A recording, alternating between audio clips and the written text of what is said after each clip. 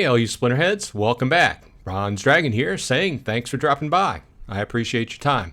Well, I'm back here on a Friday night, and we have a new proposal to go over, and I have a brief update after that. And we'll finish things off with a few card pack openings. So, with that said, the proposal that went up today is what has been talked about and discussed over the past week since the last town hall when Matt talked about it. So let's go ahead and look at it. The title is Hire Claiborne as DAO Community and Project Manager, and I'll leave the link in the show notes. However, you can also find it when you log into Splinterlands under Proposals. So I'm not going to read this all. You can go through it and read the details. We've discussed it over the last week, but let's hit the high points. And I'll give my opinion on the matter, if that matters much. So the proposal is to hire Claiborne as a community and project manager for the SPS DAO. Okay, the rate that they want to pay him is $60,000 US dollars per year in installments of $5,000 payable in USDT tokens. So they go on to note that members of the DAO could vote to terminate his employment at any time, and later on in the discussion, they also state that Claiborne himself could, at the end of a month, say, hey, okay, I'm done with this, I'm putting in my resignation, and vice versa. So it's not like it's an irreversible thing here. Okay. The whole idea, and we'll go through the rest of this, but the whole idea is to establish a separation between the Splinterlands development team and the actual DAO. Okay, so I'll just be right up front. I think this is a good idea. Okay, so this does several things for the Splinterlands team legally, I would assume, getting that separation there. But from a day-to-day aspect, it also takes some of the duties off of Matt, where he can be concentrating on actually doing what he needs to do to bring Splinterlands along, instead of these side duties which are soaking up some of his time. So that's probably the biggest takeaway I found out of all this. So we'll go ahead and go along with this.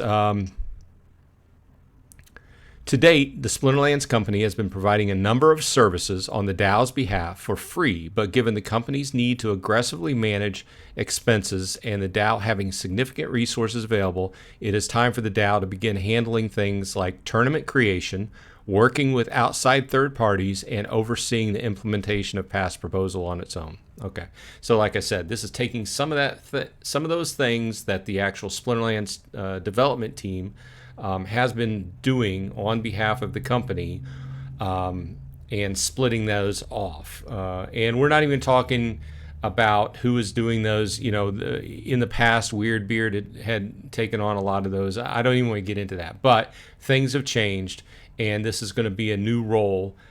So let's look at the responsibilities. Oversee and manage the implementation of any approved governance proposals, including interfacing with the Splinterlands team and or external organizations that deal with those proposals. Work directly with the Splinterlands team to provide feedback on player sentiment. Work with the Splinterlands team and community to vet and establish strategic partnerships. Act as a liaison. I'm not going to read through all these. You can. But this seems very much like what Weirdbeard was doing, except for more. So this kind of seems like a combination of two different positions. And the final note was work with the Splinterlands team and the community to help manage and moderate the Splinterlands Discord server. So he's taken, this is not a lightweight job. This is not just to sit and pick your nose at your desk job and draw a salary. There's a lot of things that they want him to do. Okay, so he goes into the qualifications. You can read through this. It seems like he's eminently, he may be immediately qualified as well, but he's eminently qualified for this position, and Matt lays out his qualifications there. I think that for the position and the duties, if Matt knows that he can fulfill them, I think he's probably a pretty good fit. I don't know him personally. I see him on Discord once in a while and see various comments. We saw him on the town hall. I don't know much about him, but Matt has been interfacing with him for the last 2 years, so I'll take him at his word. Okay. And Matt's final thoughts. I think here he goes over some people thinking that wondering whether we actually need another person to do that, all those duties. And if you read through all those duties, that's a full-time job for one person. Let me say, probably more than a full-time job. So, I'll leave the link and you can read through all this. At the end of this, I'll vote for it.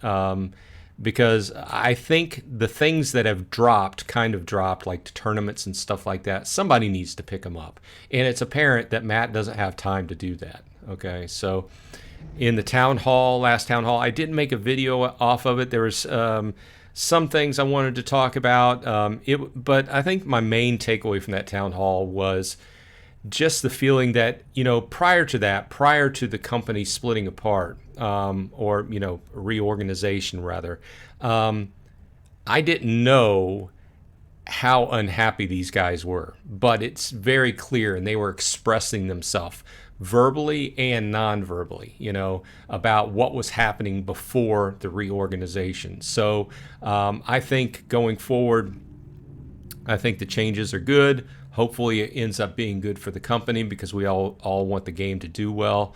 But I think this change is another one of those changes in the line of everything else that's been going on. He just had to come up with a good way to fund it, because obviously these things need to be done by the company to keep the game going and get out there, get new partnerships. Also, having that distinct separation between the DAO and the company is going to be very helpful, like I said, especially for legal reasons, but also for all the, if you've read up on the DAO, all the decentralized type reasons. Okay, so if you want to talk more about this, stop by my Saturday morning stand-up, which is tomorrow, 11:30 Eastern time, and we can talk about it. I have it every Saturday. And we talk about everything involved with Splinterlands and Golem Overlord, anything on the Hive blockchain you want to talk about, it's more than welcome. And general gaming things once in a while. So, okay, so there's that. Like I said, I will vote for this. Now, the vote right now looks like it's pretty well for it, but it just opened up today, so we've got a few more days to go, 7 more days. In fact, a full week. Now, with that said, I wanted to provide a short update on the channel, okay, because some people have been asking. I'm kind of been in a holding pattern as far as Splinterlands goes. Yes, I've still got my bots on my accounts playing in Wild. Yes, I have been improving the levels of some of my cards. I've been trying to be strategic, improving the levels of my cards to play in gold and silver specifically, that the Archmage bot uses to better use, get best use out of my money. There's no point in buying a card if the bot's not going to use it, right? Okay, so that's what I've been doing. I've also been doing the weekly. If you've been keeping track, I've been trying to get as full a set of alpha cards as I can. I realize that there's probably some of the more expensive ones I might not be able to afford, but I'm up into the epics. I started at the bottom, lowest price per BCX. I'm just buying one BCX and hopefully get as much as alpha set as I can. Okay, so I'm there with that. I'm also kind of in a holding pattern because if you've been watching my videos, you all know that I'm waiting for land to come out. Now, as we've discussed and as kind of been the hot topic lately, Rebellions was moved ahead of land, but in the last town hall, Matt said that he kind of is looking forward to hopefully having land out before the end of November. Now, we've heard these type of things before, but hope its land has been on the Mav server for a while now, and I've been getting various reports from different Mavs that attend my shows and stuff like that that say that it's looking a lot better than what it did when it first hit the Mav server. So they've been doing a lot of work on that. So and some of my energy is going towards keeping an eye on the land market. There's some specific places that I'm looking for land plots, and I'm not just looking to throw, I'm looking for a good deal. Aren't we all, right? So I'm also looking for that. That's what I'm doing as far as Splinterlands goes. I'm also heavily active in Golem Overlord. I have a guild. We have several people. We do have a few spots open. If you want to sign up and play, I will leave a link in the at the end of the comments. You can sign up, shoot me a note in Discord, a ping in Discord, and I can invite you to the guild. That's going well. That game is coming along by leaps and bounds. So I'm active in that, and I'm active in a bunch of other games. I'm playing EVE Online again, and just a few things here and that. But that's my status update. So I haven't went anywhere. Work has been kind of hectic late in the last week, so I haven't been putting out a lot of videos, and I've been kind of looking for topical things to talk about. And this one spurred me. So let's go ahead, and I do have some openings to do because I noticed that I have 3 Gladius cases. We did pretty well this week.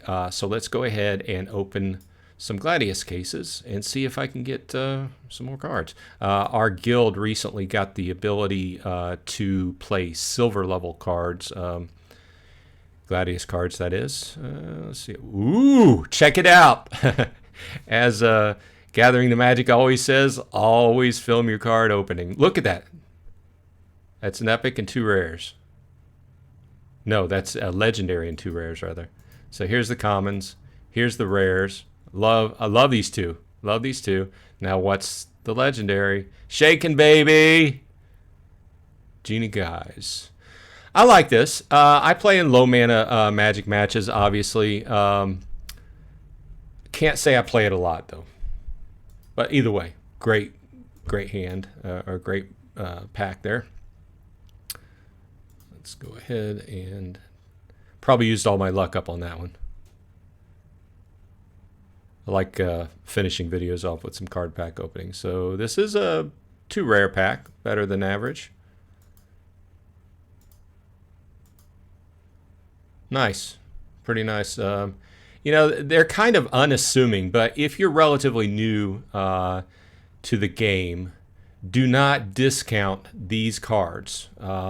When you are playing a guild brawl, always try to get at least one of these type of cards into your hand. If you have a rule set that allows you to play more than one, take advantage of it, because these are very strong.